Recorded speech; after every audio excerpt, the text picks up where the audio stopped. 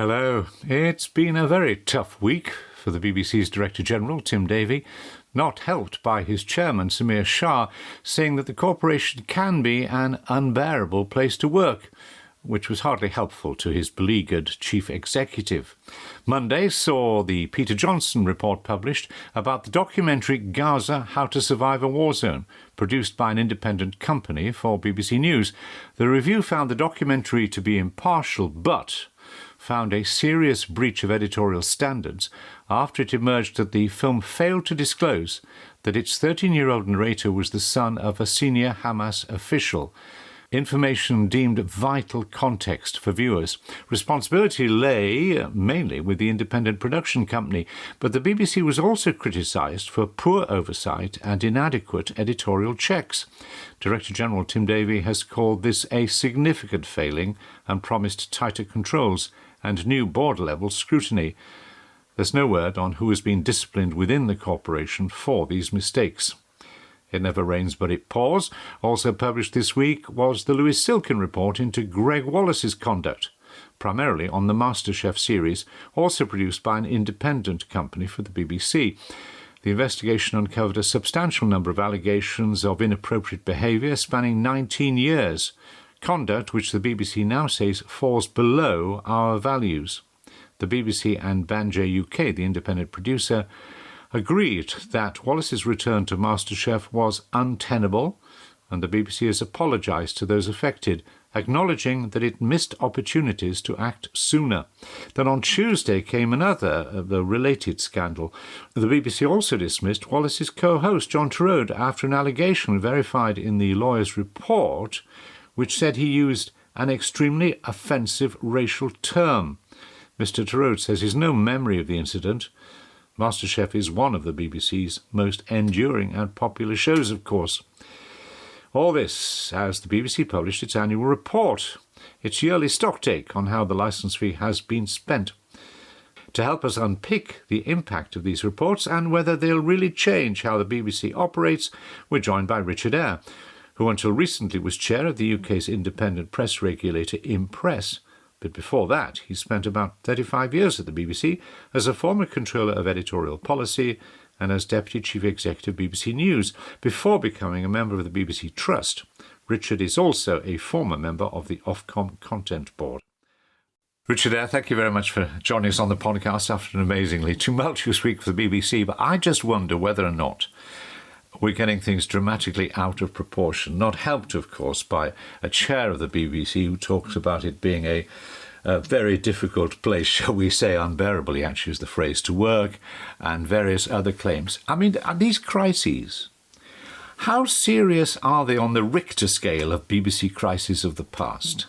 Roger, it's a delight as ever to talk with you, but I'll begin by correcting you. I think Samir Shah, chairman of the BBC, actually said that for most of the BBC staff, it's a fantastic place to work. And he said there were pockets of the organisation where there were some people who made life intolerable. So get it in proportion. Well, he used the phrase unbearable, and of course he should know in his position that that's what critics of the BBC newspapers will take out and put on the headline. BBC boss says working for the BBC is unbearable. I mean, is he a bit naive about what he's up facing? Indeed, but we expect a fairer analysis from level heads such as your own. Well, it's clearly been a crisis, but then when was the last week in which the BBC's annual report was published without being accompanied by various crises? I've been looking back over the last 40, 50, damn near 60 years at the BBC or involved with it, and crises come up several times a year, but I think Tim Davie has had a tougher year than most, but not out of the ordinary. It's a bit like the weather, really. 2025 has been exceptional and has broken some records, but in the long run, the BBC is always hit by a crisis. Some of these have been serious and some, frankly, not so serious. But in the past, I don't think we've had a culture secretary that I can remember that when there's a problem, immediately rings up the Director General, not the chair, the Director General, berates him, goes into public, talks about lacking confidence in leadership and effectively wanting sackings. What do you think of her behaviour at the moment? dispiriting in her favour. You've got to say she's in government for the first time. She's relatively young. It's her first government post. She clearly wants to make a mark, and there's nothing that some of the right wing of the Conservative Party like more than BBC bashing, but she's got to learn to resist the temptation. The fact is that people who make programmes for the BBC, whether they're independents or BBC staff, are accountable to the Director General. He is the Editor-in-Chief. The Director General is accountable to the BBC board. The BBC board is accountable both to Ofcom and to Parliament through ministers. But it's outrageous that the Secretary of State lifts the phone and demands answers from the Director General. Maybe she'll start lifting the phone and asking for answers from the editor of individual programmes. Governance is important. The government has put in place, Parliament has put in place governance procedures to govern the BBC independently and fairly, and it shouldn't be governed by politicians. What would have happened, of course, we had a Conservative government and the Conservative Secretary, Culture Secretary, had picked up the phone and rung up. I can hear the outrage on maybe Miss Nandy would have been outraged too. But then you also have the boss of Ofcom passing judgment before really she's had an opportunity to look in various BBC reports. The BBC is running out of allies, isn't it, in a highly charged political atmosphere at a time when it is extraordinarily vulnerable because its future is uncertain, the licence fee future is uncertain, the revenue generally is unclear, its charter is coming up for renewal, and it is having to make cuts, for example, in the World Service, which it obviously thinks it shouldn't have to make. It is Parliament's decision. It's difficult to think of a time when the BBC was more beleaguered with real existential threats. Is it as serious as that, the general predicament the BBC gets? Because you keep reading the Director General effectively saying, we need a consensus about the future of public service broadcasting. We need to have a proper debate.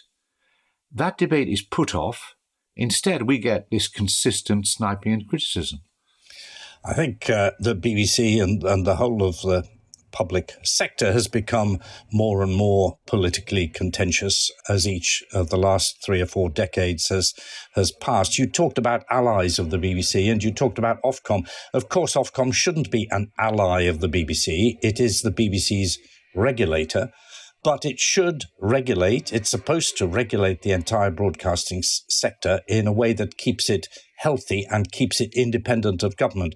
The trouble is that Ofcom, where I used to work, and I have a lot of regard for some of Ofcom's work, but over the years it's been given more and more powers. It regulates more and more sectors of public life, and it has become more and more political. And unlike the BBC itself, Ofcom is directly accountable to ministers, and the speed with which the chief executive of Ofcom appears to jump on BBC, anti-BBC bandwagon from time to time is dispiriting. Ofcom have now said they'll launch an investigation into the Palestine documentary presented by a young kid. Well, it is inevitable that Ofcom will find that it breached Ofcom's rules because the BBC has already said it did breach the BBC's rules, and Ofcom's rules and the BBC's rules on this matter are identical. So it's a bit of showmanship, I'm afraid, by Ofcom.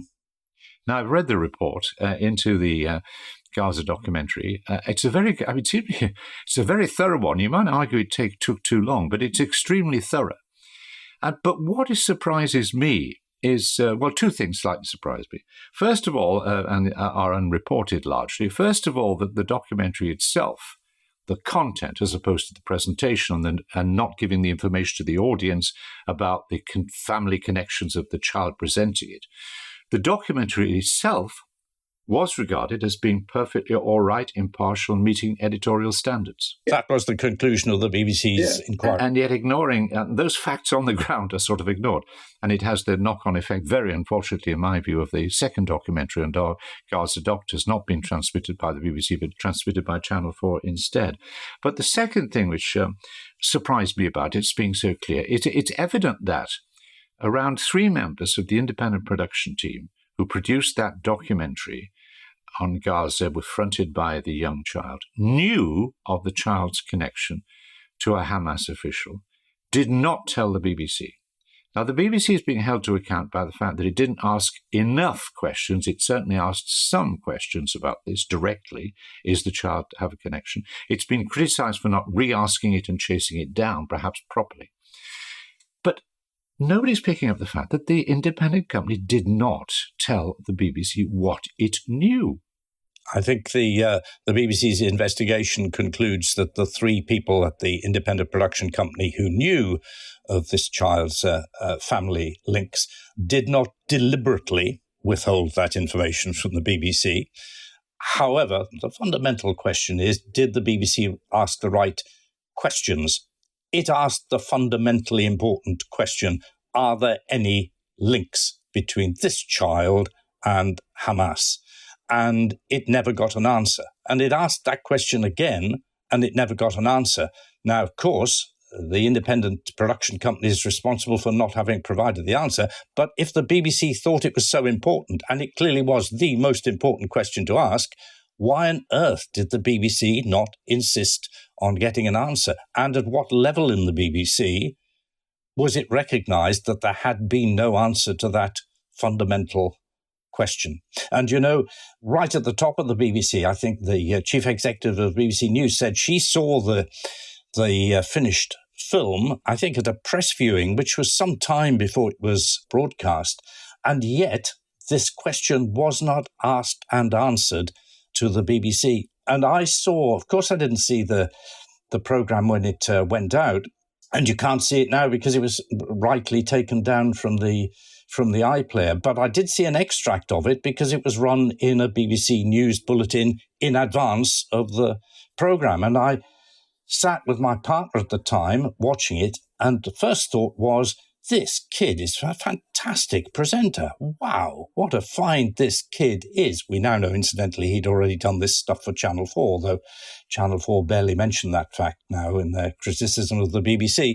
But I turned to my partner and said, wow, he speaks such perfect English. I wonder how a kid growing up in Gaza these days learns English like that. I wonder if is there a British school in Gaza? If there's a British school in Gaza, will it be fee-paying? I wonder, how on earth did he get to a school where he learns to speak English like that? All of those thoughts, I swear to you, Roger, went through my mind in the 30 seconds of watching that clip. Now, anybody seeing that film before transmission should have, in my view, had those same questions in mind. And the higher up the organisation they were, the more they should have insisted on an answer to those questions. Now, there are calls for resignations, of course, and the BBC has avoided naming the individuals who were, as it were, directly involved with commissioning. Of course, it depends where you stop the process, how high up do you go, as you've suggested. The BBC in these circumstances, however, outside figures say there should be resignations.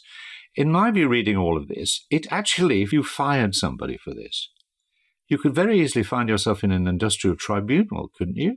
In which, the person, the BBC figure, says, well, look, here are these emails that we sent, and these are the questions we asked, and so on. It's very difficult. People, want heads on a plate, but in these instances, should you deliver a head, and how would you do it? Yeah, the worst example of this sort of public call for public bloodletting is from Chris Philp of the opposition, who I think has said that the police should investigate who this person was with the potential to prosecute him or her for their failings. It's really interesting to contrast this with what's happened in the last 24 hours when we learned that the previous government and then the current government have had a super injunction in place about a mistake made by an employee of the Ministry of Defence, which has resulted in thousands of Afghan citizens being brought for their own protection to the UK at enormous cost to them as well as to the UK. And I haven't heard a single politician, including, incidentally, Chris Philp, calling for the police to investigate, name the individual who made this mistake, and possibly prosecute him or her. It is just playing to, frankly, the masses and the right-wing press to call for individuals in the BBC who make mistakes to be named. It's none of our business who made the mistake. It is our business that the BBC takes appropriate action, and where disciplinary action is necessary, they should take it. But fairness to the individual requires a fair process, not trial by the media. The other thing which isn't really focused on, I think, sufficiently is the propaganda war that's going on.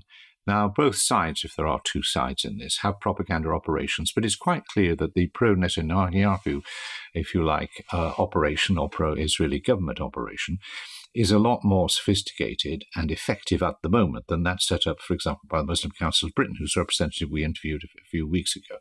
And clearly, if we like, the pro-Israeli lobby has a direct line through Danny Cohen to the Daily Telegraph, and immediately anything happens, in goes the article, usually claiming that BBC is biased. BBC is very reluctant to comment or be open about those sorts of pressures. And the irony, of course, is that the best, in my view, some of the best reporting we're now getting about what's happening is coming from within Israel itself, from newspapers like Haaretz. And within Israel, there's a very vigorous debate about this. There are people speaking out and using the phrases former prime minister about concentration camps and so on. So the irony is that there in Israel, you can say and question and raise a whole range of things. In this country, if you use or do some of that, immediately a very effective lobby comes down at you. Do you think the BBC should be more open about that? And do you think it's at all compromised by the fact that on its editorial standards, is a figure, a man who is apparently now still the key, if not the owner, key representative in the Jewish Chronicle, which has taken on the whole a pro-Netanyahu stance? Well, actually, Roger, you and I may disagree about this. I think coverage of the Middle East crises, of which Gaza is the latest and most awful exemplar, this is as difficult as 40 years ago was the problem of how to report Northern Ireland, what amounted to almost a civil war within the UK's territory. It is profoundly difficult for any broadcaster, but notably the BBC, to remain impartial and to be accepted by parties on both sides of these dreadful events to be impartial. I think the more the BBC were to get into a public argument about who's putting pressure on who, the more that diverts the BBC's from the main issue, which is to do its best to ensure that day-to-day its reporting is indeed impartial and to answering specific claims from both sides of its lack of impartiality. I think the BBC, if it gets into a public debate about lobbying and who said this to what and behind the scenes, it makes it more difficult for the BBC to maintain its impartiality. What matters is what it broadcasts, not what it says. What also matters is not just the day-to-day coverage, but when it asks the more perhaps difficult questions. I mean, for example, I am surprised the BBC hasn't done a programme about anti-Semitism, a proper programme, and one which would have the opportunity of examining the arguments about when criticism of Israel is not anti-Semitic, but also acknowledging the very serious, the tragic, disgraceful history of anti-Semitism, but also its extent in the Middle East. I'm surprised the BBC hasn't done, and it's very difficult, a proper documentary about Hamas, when it's looked at its funding, its founding document, which calls for the eradication of the State of Israel, and the way in which it operates. And I know you can't get independent journalists into Gaza, which is very difficult, but we all still have questions about the extent to which Hamas was hiding within hospitals and so on. It clearly was. The question is the extent of it. Where are those programs? I think that contextual programming is often the most controversial, and I wish there were more of it. Do you? I do. But I have to say that you should have made a pitch during your career to be editor of Panorama, Roger. That's exactly the sort of argument which should be happening within the BBC, and it probably is. I don't know whether it is or not. All I would say, I suppose, slightly in the BBC's defence, is that, I can think of 100 programmes that I'd like to see the BBC make, and there'll be, 100,000 other programmes that I would never think of making, which the BBC does make and makes successfully. Should there be more coverage of the background to the current crisis in the Middle East? Yes, of course there should, on the BBC and elsewhere too. Can I just say one thing? Currently, one of the biggest stumbling blocks for all journalists, all broadcasters, all press journalists in reporting Gaza fairly is the simple fact that Israel denies entry to Gaza to anybody who is an independent witness any journalist cannot get into Gaza unless, very rarely, accompanied by the IDF, the Israeli Defense Forces. It is outrageous that one state prevents journalists from getting inside another state in order to report fairly and accurately and impartially.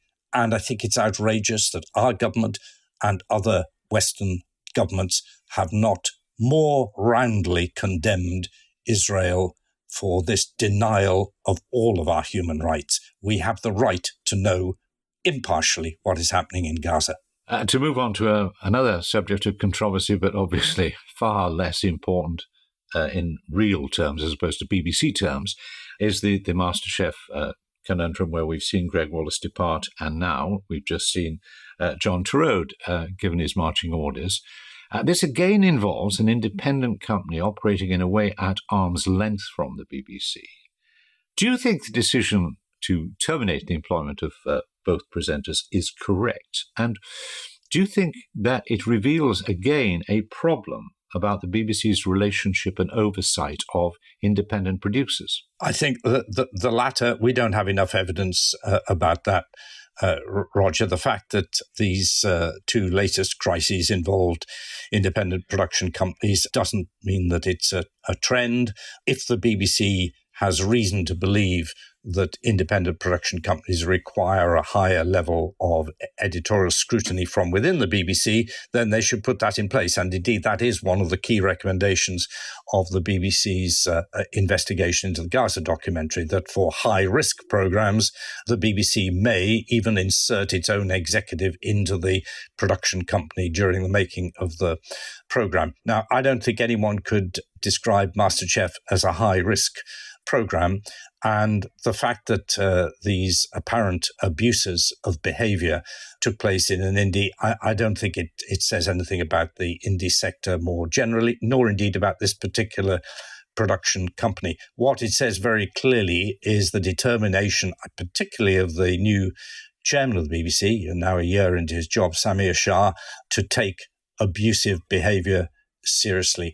And you will have seen in the annual report that the BBC has apparently sacked a number of people. They don't say who they are, and in my view, we're not entitled to demand to know who they are, but a number of people have been sacked, and the message has to go out clearly across the BBC that whatever position you're in, whether you're on air or off, if you abuse that position and you intimidate or otherwise abuse others, then you're out the door. And it's good that that happens. Do you think there's anything else the BBC should be doing in the light of these crises? I noticed that the Director of News has said she will appoint a Director of Current Affairs.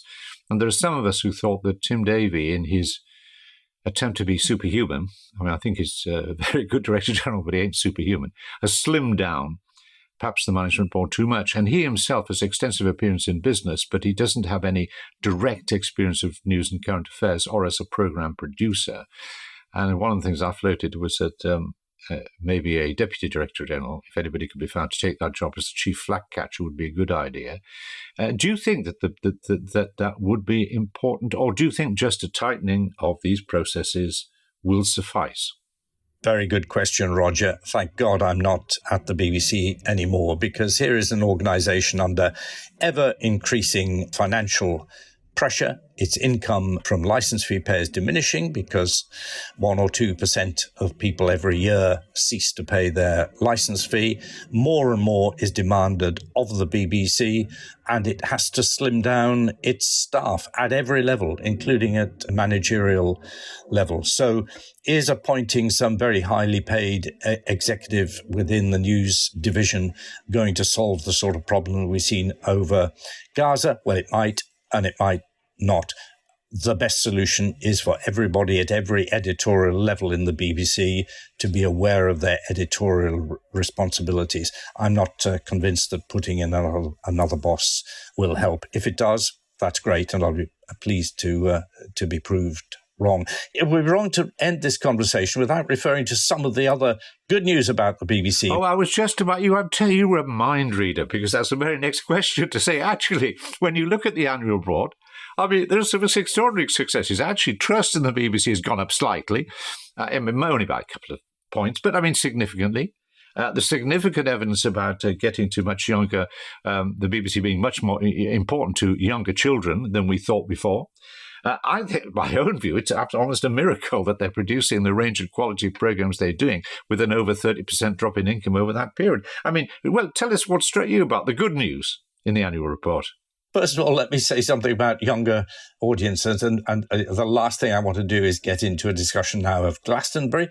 However, there is constant political pressure from all sides for the BBC to reach a broader audience and not simply the characterized audience of being, folk like you and me, old, grey and white. There is no better way of reaching a certain demographic, a certain age, than broadcasting Glastonbury in its totality, start to finish. That is an event which attracts hundreds of thousands of people who attend and millions of people who will listen.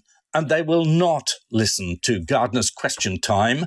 They will tune in to Glastonbury.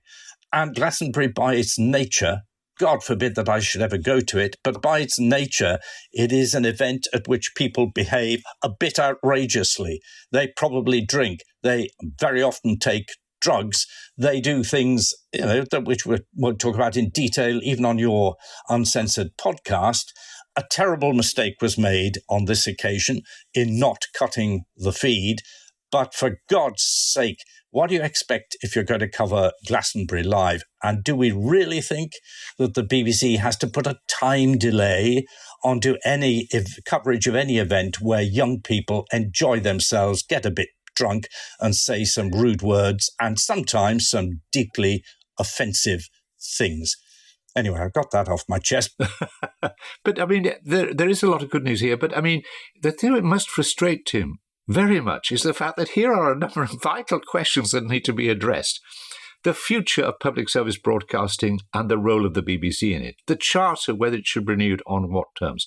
The licence fee, whether it should be renewed or alternative forms going forward. The World Service, which is being cut back, and Tim saying, David himself saying, we're making decisions we shouldn't have to make.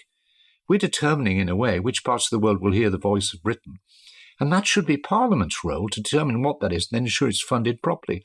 So do you think, A, the Director General is doing broadly a good job, and B, that the other people involved, ministers, are running away or being tardy to address the issues that really matter about the future of the BBC? I read an attack on Tim Davie and a call for him to go. It was one of the many outrageous things it said was that, of course, he isn't a journalist and it needs to be a journalist at the top of the BBC. Well, most directors general have been former journalists, but not all. Is Tim's editorial judgment as good as most of those previous director generals? Yes, in my view, it is. I think he's tackled with extraordinary grit and determination a whole series of problems in his 3 or 4 years as Director General. I see no reason at all why he should not do another 2 or 3 years, get a new licence fee agreed, a new charter agreed, and then pass gracefully into a more lucrative future. I just want to highlight one thing that really struck me in the annual report, one of the bits of good news, and there are lots of bits of good news, and that is, well, 2 bits. One is that BBC is now reaching 453 million people around the world. 453. Now, that's not quite as good as a previous DG, Tony Hall, set as his target back in 2013 when he wanted to double the BBC's worldwide audience and reach 500 million. It's not quite at 500 million, but by gosh, it has increased by about 70% over that time, a time of huge financial cuts in the BBC and enormous amounts of money being put into international broadcasting by propaganda states like China and Russia. Well done, BBC World Service. Well done, BBC World TV. And the other thing is, we're still listening to a lot of it, but the iPlayer is being watched by people on average in the UK for 6.5 hours every week. And it has grown faster than any other streaming service in the last year. What is extraordinary about that is it was the BBC who launched streaming in the UK, invented the technology of the iPlayer back in, I think it was 2007 or thereabout. Best part of 20 years later, it is the fastest growing. I can't think of any other product or area of technology where the organization that invented it 20 years later is growing faster than any of its rivals. Well done, the iPlayer. Well done, the BBC. You've done us and the world of broadcasting a big favour. Finally, Richard, I'm just going back thinking about Tim Davie, and you hope he'll continue. And I'm thinking from his point of view, I mean, he should be called Sebastian or Saint Sebastian, shouldn't he, with sort of the problems he faces. And there we are. The person running Channel 4 gets over twice what he gets. The person running ITV, I'll get this probably wrong, gets about 6 times to what he gets. He knows he could get vastly more money elsewhere. Day and he works, heaven knows how long, in the knowledge that politicians are kind of gunning for him.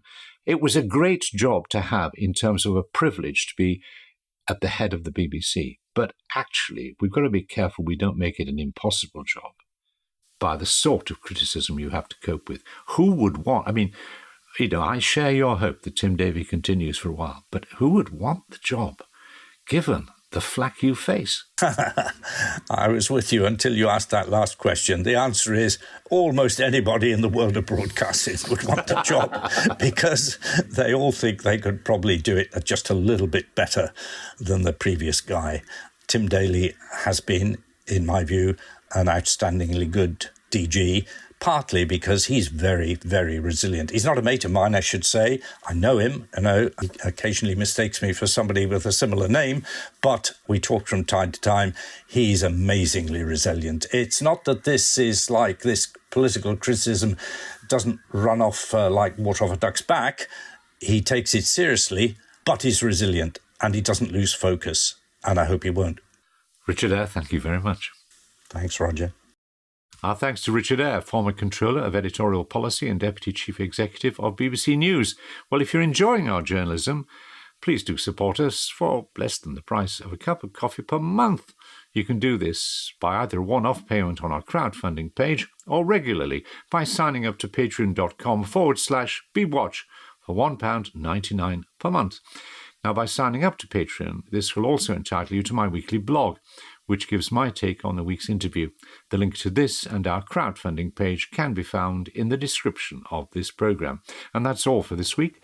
As you probably know, this podcast is presented by me, Roger Bolton, and it's produced by Kate Dixon. The sound is by Dave Kitto, and special thanks to Quinn Genti. It's a Good Egg production. Until next time, goodbye.